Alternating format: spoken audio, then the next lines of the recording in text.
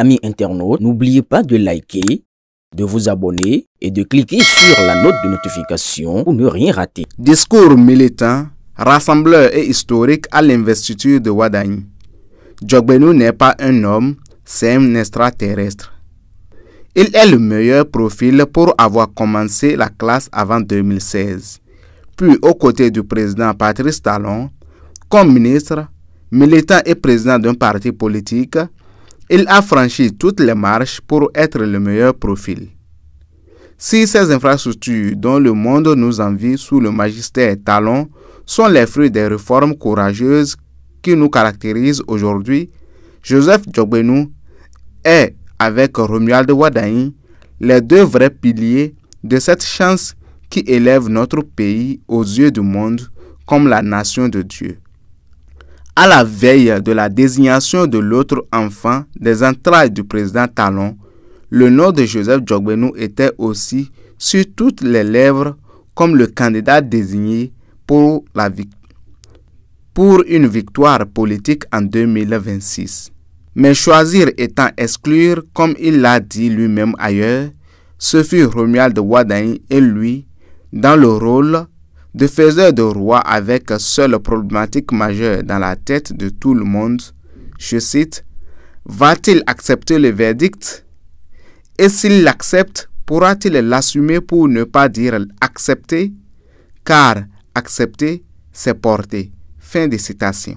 En voilà des questions qui font bouger tous les cœurs, sauf celui de l'homme qui les connaît tous et qui sait pertinemment que Djogbenu est un vrai soldat pour qui la mission est plus chère que sa propre chair et qu'il acceptera sans fioriture de l'offrir à l'ennemi pour le résultat de la mission.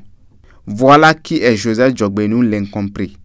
Du coup, pour une victoire de cette majorité présidentielle face aux astuces sans limite du grimacier en chef de l'opposition Boni Yayi et sans guignol, il fallait que ce leader incontesté de l'UPR parle à ses lieutenants à lui. Il faut que ces hommes de main, après la désignation par le parti, choisissent chacun dans sa conscience d'homme libre et de soldat dévoué, Romuald Wardani. Le discours de numéro 1 de l'Union progressiste, le renouveau à l'investiture du duo de la mouvance présidentielle, a résolu cette difficulté diffuse mais palpable au cœur du parti. Joseph Djogbenu a montré dans une sincérité de couvent devant les gardiens du temple la voie à suivre. Mission impossible pour un être humain. Mais Djogbenu n'était plus hier dans les sphères du premier degré. Il était et signait un document solennel devant l'intelligence suprême entouré de ses anges. Djogbenu n'était plus un simple humain. Il était simplement un extraterrestre pour qui le plus important est la mission, le résultat.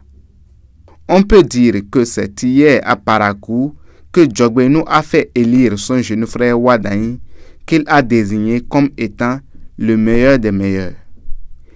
Et ce discours de Parakou a ce côté solennel d'être le signe même du garde à vous du soldat au commandant en chef Patrice Talon, comme seule entité pouvant se flatter et bomber le torse, de dire Joseph, c'est moi. Je le connais et je sais que personne ne peut soupçonner son sens aigu du devoir.